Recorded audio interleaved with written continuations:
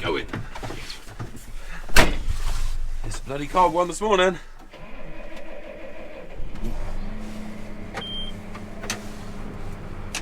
There's some lights on. It's better.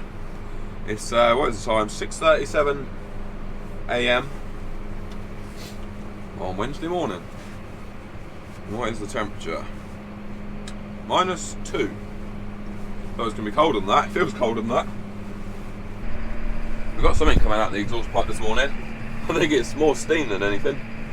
What would be really good is if I had a key fob for this tractor, and when I roll out of bed in the morning, I could remotely start the tractor, and then it'll be warm for when I get in. Alright, so on this sunny Wednesday morning, as you can see I'm fertilising.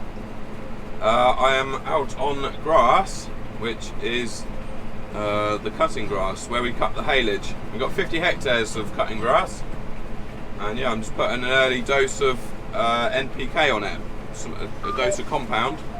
I've just got to go around a tree. 400 kilos per hectare, so quite a high rate. And what else can I tell you? I'll start off at the beginning of the week. So I started off Monday morning on the frost, hedge cutting, getting the last bit of hedge cutting done for the season, or for the winter. And then I took the hedge cutter off, and then I put the fertiliser spreader on, the 6215R, which is what I'm sat in now. Then what did we do? Tuesday morning, I loaded up with TSP, which is triple super phosphate, not triple sulfur phosphate, which is what I said last time by mistake. Yeah, and I went and spread that at Farm Free on the winter barley. I got the TSP done yesterday. I've just got to go under the trees now, so I'm probably going to lose GPS signal. Oh, yeah. Should probably turn the fertiliser off when I'm going through the trees. I'm going to take my coat off in a minute, it's getting warm. Oh yeah, we lost our GPS. Yeah, so what was I saying? Yeah, I got the TSP done yesterday up at Farm Free on the winter barley, which is just the other side of that hedge. And then I did start this job yesterday actually, this haylage grass, but the ground wasn't hard enough. The frost doesn't seem to get into the grass quite as well as it does on the arable fields. Just turn that off as we go over the water trough.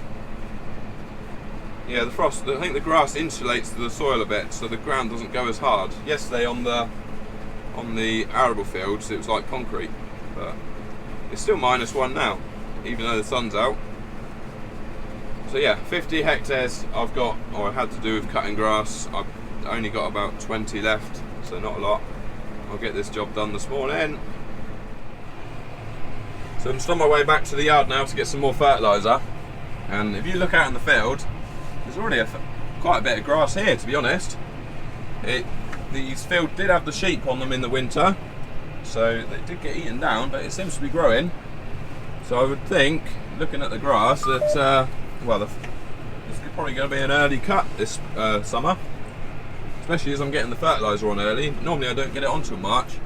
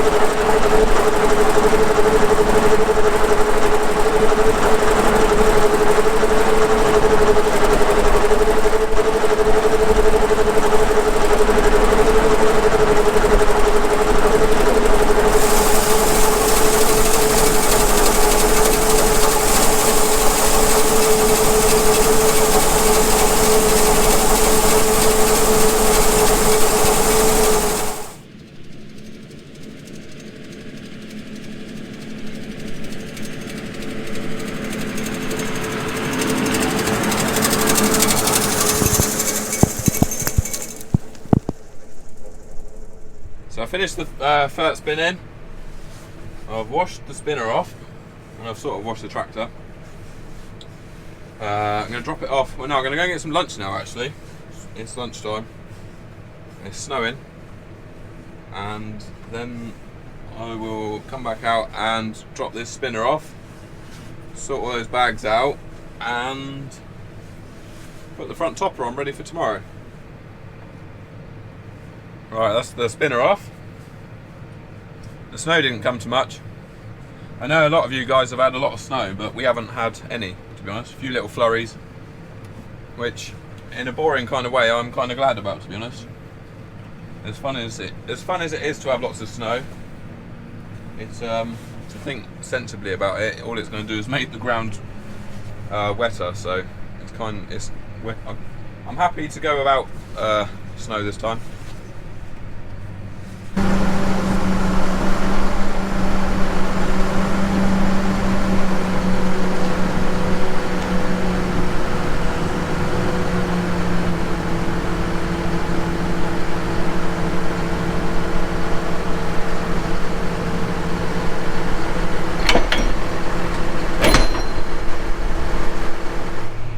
Okay, so I thought whilst I'm sat on my backside with the heater on, driving around in circles, I would answer some questions from the last few videos. I've got some written down. So we'll start with Ewan Ebbs. He asked, do I think that the battery chainsaw, the Milwaukee chainsaw, is good enough to replace your more common two-stroke chainsaw? So basically, for small jobs, for your domestic stuff, I would think that it's definitely capable of replacing your two-stroke. Most definitely. It's got the grunt. It seems to have plenty of grunt. And if you've got a couple of batteries for it, you'd have no problems cutting up a tree. A decent sized ash tree, it would cut that up, no problem. Another one about the chainsaw, somebody asked if it does have oil to lubricate the chain. Yes, it does. I just didn't show that bit, but I will show that when I do the review. I still haven't done the review on the chainsaw yet. I will do that in the next week or so. Alright, next question. Jack4220. What did he ask? Would you ever consider replacing the bateman with an agri-fac? I don't think so.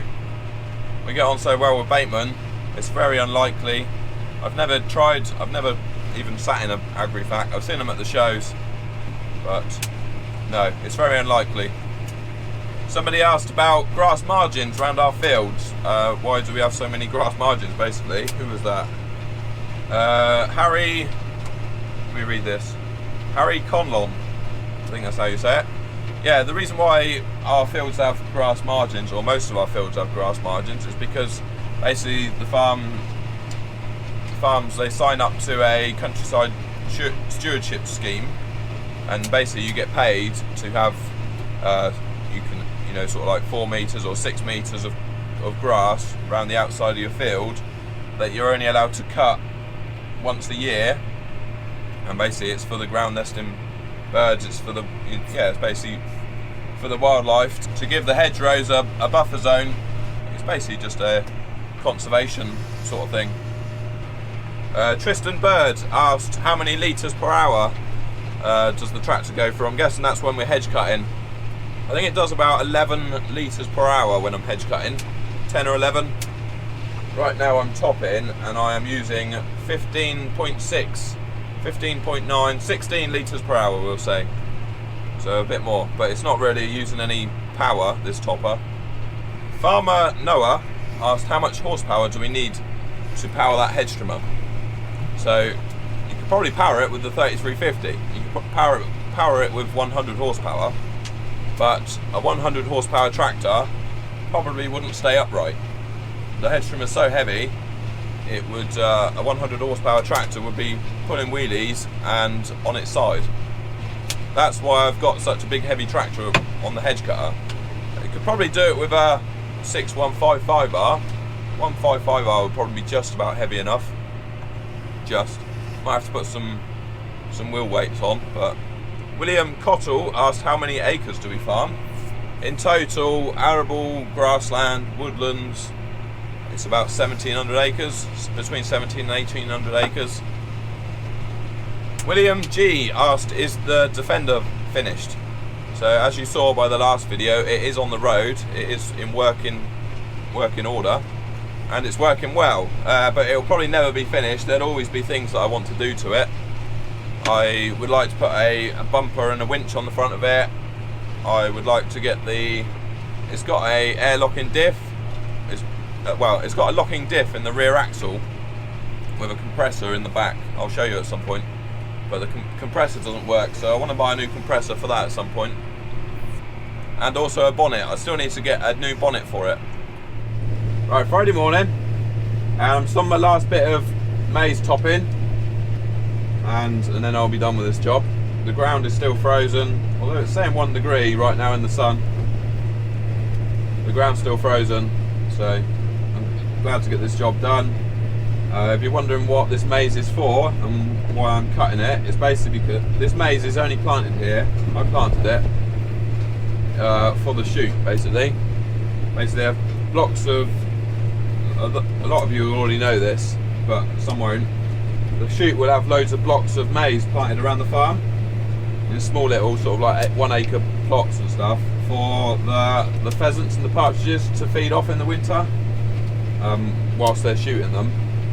But now it's the end of the shooting season, I'll top them off, and then when Simon comes up here with the cultivator, I'm at farm 2 at the moment, when Simon comes up here with the cultivator, he'll rip them up with the Amazon, and then I will plant them again in May with some more maize seed.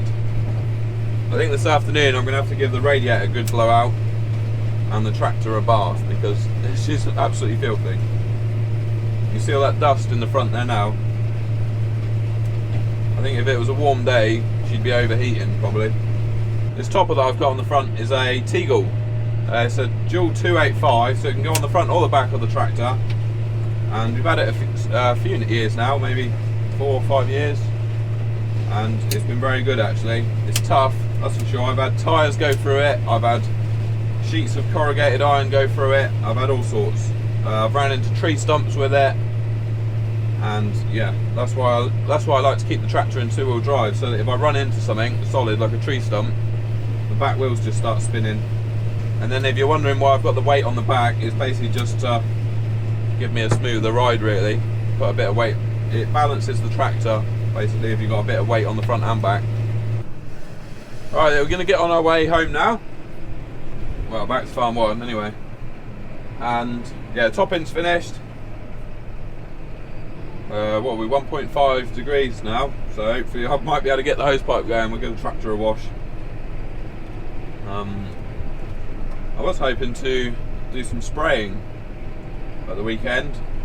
Looks like they're forecasting our last frost Saturday morning, and I thought, last of the frost whilst the ground's still frozen, I'll get out and do some spraying. But sod law, it's going to be, well, it's windy today actually, and it's going to be even windier at the weekend, so that's annoying. But I'll hopefully get some spraying done next week. Desperate to get some spraying done now.